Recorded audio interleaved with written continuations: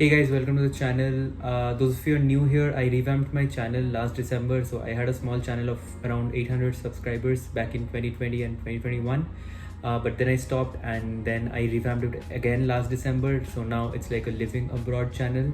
I am a master's student computer science at ASU, so I have made a bunch of videos of ASU and like general stuff, how to go about like visa and I-20 and scholarships, everything. So a very broad range. This video is like a compilation of all the questions that I received in the last 4 months, mostly like ASU related stuff. I've been getting a lot of questions on LinkedIn and Instagram. So I'll start with like ASU course related stuff, then some basic general study abroad questions, and then probably living in ASU. I think there should be some takeaways for people who are not coming to ASU, because like the general part will kind of cover, and I'm also going to talk about like a bit of living expense and all, although I've covered it in detail, but I'll just cover the gaps or the questions or the frequent questions that I have received. This is April 25th. This is the second last week of spring semester. This was my first semester at ASU as a MSCA student. Next week is finals and then pretty much done. So there are like 7 days, actually 8 days remaining in this semester. Then I am done, and essentially everybody else will also be done, because the last final date is Friday, which is May 5th. I have my finals on Thursday, May 4th. So I'm done on Thursday, but essentially everybody else will also be done by Friday max. Just throwing it out there. So first question, MS CS versus MCS, what is the difference? So MS and CS basically gives you the option of doing a thesis or a non-thesis. I've talked about this thesis versus like non-thesis portfolio in a previous video. I'll share the link below. MCS is just the non-thesis part. So MSCS non-thesis is technically equal to MCS. I actually reached out to the admissions council and confirmed this, but it is technically the same. Either you can apply for MCS or you can apply for MSCS, and then in the first semester, after the first semester, like right now, I have to tell the university whether I want to pursue a thesis or a non-thesis. So I think when I do choose non-thesis, I'm choosing non-thesis. I think in the system it again changes to MCS, so it basically is the same thing. Next, question 2. This is like a common question for incoming fall students or like whoever is watching it in the future. A lot of classes get full really quickly, so the first thing you ideally should do is to try to get the classes on the day the registration opens, because there is a lot of rush and all the good classes or all the easy classes are generally filled within like a couple of seconds, not even couple of minutes, couple of seconds. That's the first option, but a lot of people do not have that knowledge initially, and I actually came to ASU without any courses, like without any proper courses that I wanted. So two things. First of all, tracking courses daily is a good way to kind of keep track whether something new opens up. Second is using this app Coursework. It only lets you track one course, so you have to refer to 2-3 people to get access to 3, something like that. I used Coursework in my first semester, and I think I got some good info like when a course opened up. And even if you do not have a decent course in hand, I think it's not necessary to freak out, because when the first week of the course is basically ad drop, so a lot of people go to that course and they later drop it. So I actually got 2 of my courses during the ad drop, because seats got empty, and then I kind of took it up. So even if courses are full, one, they'll probably open some new subject, or they'll probably open up those reserved seats later, so it's good to check. And secondly, chances are you'll probably get some seat during the ad drop, so there's no need to panic. Question 3, is GRE a requirement? It's best to check with the school, not even the university, because the architecture school will be different from, let's say, the engineering school. So it's best to check with them. But as far as I know, for MSCS right now, as of today, they do require GRE. I think it was waived up back in 2020 or 21 for a few semesters.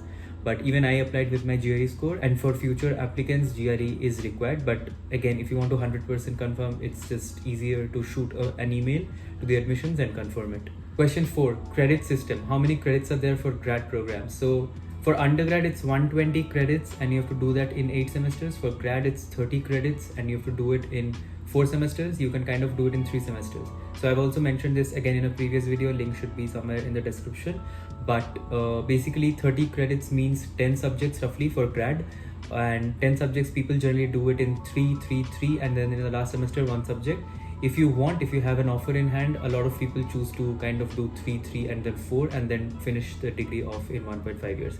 a lot of people actually end up doing that. So that's the number of credits, number of courses, and the intended time explained. Question 5, is ASU a good school to pursue? So that is a little vague and it's subjective on the person who, what are the interests and what admits do they have. So is it good as compared to Stanford? Obviously no, right? And is it good as compared to, I don't know, UT Arlington? Yes. So it has to be seen in respect to another school. And good ways to measure two colleges is just looking at the curriculum, number one, looking at opportunities, how seniors are getting offers. If you're into research, then checking the research labs, research professors, alumni, etc. And also probably geography, although geography is not super important right now because a lot of interviews are done online. So it used to be very important where interviews were done in person. So someone in California had some advantage than someone in, let's say, I don't know, Oklahoma, but right now it's not that much. So whether ASU is a good school or not depends on what other options do you have. It's not a straightforward answer to say, but ASU is generally very good for computer science, construction management. Even the business school is very good, WP Carey School. So these are like generally good programs to pursue in ASU. ASU is a tier 2 university. I wouldn't put it in tier 1. I think tier 1 is only like the top 20 or top 30 schools like Columbia, Stanford, Georgia Tech, Wisconsin, even like up to probably UMass Amherst. And then there are like these tier 2 schools, which are probably schools like UT Dallas, ASU, probably I'll put Northeastern as well. And then there are like tier 3 schools, which are generally ranked 100 and below. I used to use like USA News to check the ranking, but if you have an admit from a tier 1, obviously you'll end up going to a tier 1 school. If you have in tier 2, then you can do these comparisons to check if the school A is better than school B. If it's a tier 3 school, I would not take it up even if the cost is low, because I've had a lot of questions from people. It's like tier 3 school and I've not even heard about the college's name. So I would not choose a tier 3 school even if it's cheaper. If it's in the same tier, then sure, choose a cheaper school if that suits you, but do not jump from one tier to a lower tier. And again, like I'm just classifying these as tier on an arbitrary basis, but you can see like rankings or opportunities or alumni networks to kind of say that, hey, this school is a tier 2 school and this school is not a tier 2 school, this is a tier 1 school or a tier 3, whatever, right? Question 6, scholarships. So if you get a merit-based scholarship, it generally is sent along with the admit, so you don't have to apply for it as far as I know separately. So again, I've made another video about scholarships, RATs, everything in detail, so just check that out. But I just want to address that scholarships generally come in with the admit letter, and for graduate students it depends on your undergraduate CGPA. So if it's generally like 9, there it's not like a hard edge, but if it's above 9, generally they give a scholarship of 5,000 and above. The amount also varies, so it's not a fixed amount, but they do give some scholarship to 9+ CGPA folks generally. Another question is, a GSA better than an on-campus position? So this is something that I've covered in the previous video. The answer is it depends on how much the pay is and the relevance of the job. So let's say a grader position of a GSA which pays $15 versus an on-campus back-end position which pays $20. Obviously the on-campus will be better, but the average GSA is better than an average on-campus because most of the on-campus jobs are non-technical and labor-intensive. So it depends on what GSA position and what on-campus job you have, case to case. But again, like on an average basis, a GSA roughly makes more money than an on-campus job and has to do like more brain-oriented work than physical labor-oriented work. So that's why people say that GSA is better than on-campus, but if you have a good on-campus, it might actually be better than a GSA position. Question 7, class diversity. So in graduate programs, especially for computer science, because I can only talk about computer science, it's 90 to 95% Indians, because Indians pursue computer science a lot in the US, especially MS and CS, and ASU has like a very high intake for international students. So that's the statistic. In undergrad, I would say I've been in an undergrad class. I was just sitting in an undergrad class a few weeks back, and I would say that the ratio would something be like that the percentage would be around 50 to 60% of the class is again Indians, but in grad it's like 90 to 95%. There are hardly like 5% of like other Asians or Americans or basically non-Indians. So that's the ratio. Next question, and this is like a little more generic, so applicable to other colleges as well. So in the I-20 it's mentioned 3 years, but generally the grad programs like master's programs are of 2 years. So what should you mention in your DS-160? I have mentioned it in the video of DS-160, but just to mention it again, I did 2 years. I don't know what the exact correct answer is, but I did 2 years because you do intend to finish off your degree in 2 years. 3 years is given for first thesis programs because sometimes they get extended and they might take up to 2.5 years, or like emergencies that you cannot do a semester, you have to go back, or some unforeseen issues. So it's good to like just put 2 years because that's the standard MS program duration.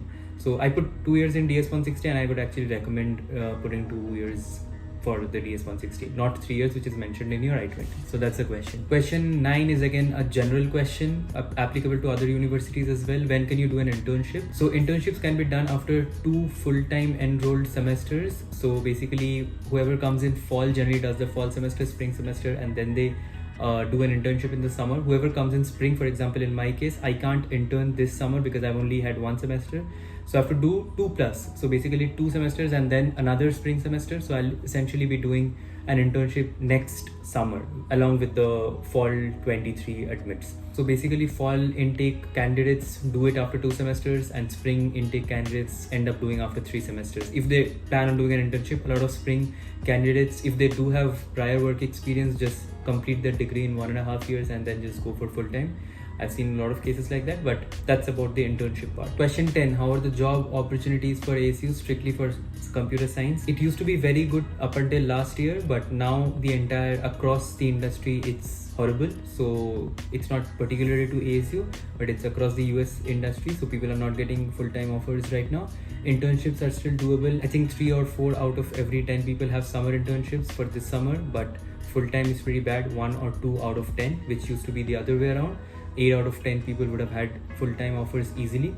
So that's the shift that has happened in the entire tech ecosystem, and it's not specifically to ASU. If the question is how is ASU in terms of industry opportunities, I'd say it's pretty good. I'd give it like 9 out of 10 because a lot of folks end up having like offers from FANG. So that's pretty good.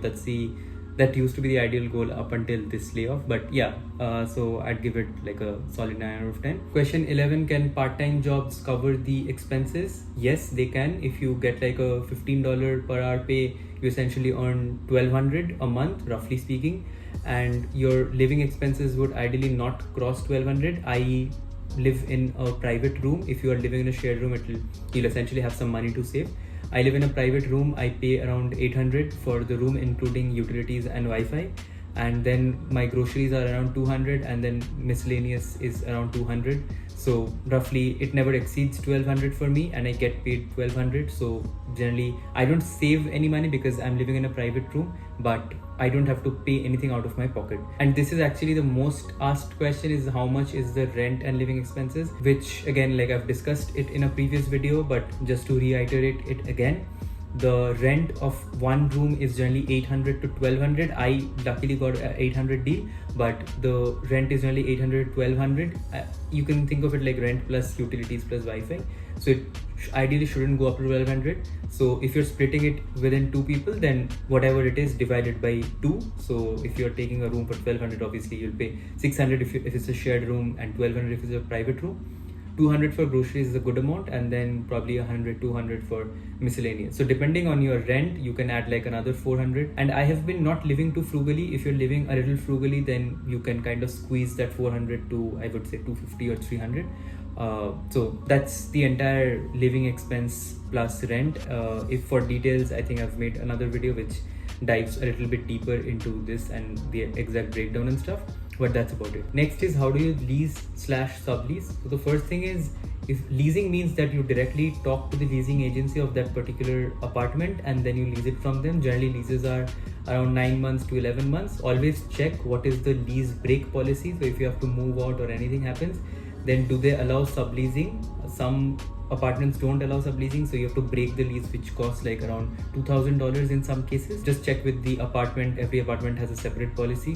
So that's what leasing means. Subleasing is like somebody staying in, for example, let's say I'm staying in this apartment and then I am done with my degree, but my lease is for 11 months, but it's only the 6th month and I'm done with my degree. So for the rest of the 5 months, I can sublease it to someone.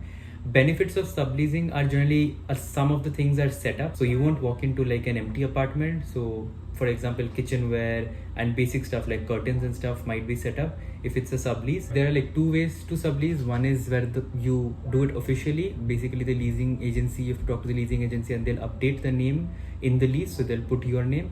And the unofficial way is you just live there and transfer the rent to someone else. That is not illegal, by the way. You can transfer the rent to someone and you don't have to pay that lease change cost, which is roughly around $150 to $200. So it depends on how you want to do it. Basically, if your name is on the lease, then you're liable by law to pay the rent.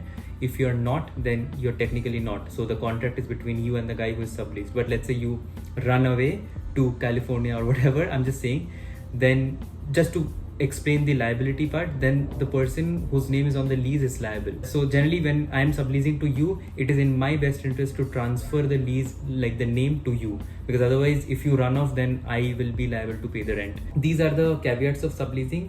And when you are subleasing from someone, I think it's good to ask every question, like what is there in the apartment, like whether everything is there. If I am subleasing, I won't generally tell you about the cons of the particular apartment, that there is a cockroach issue or there is a water leakage. You can either come and check for yourself, but a lot of people won't be able to do that because a lot of people are coming from India for the first time.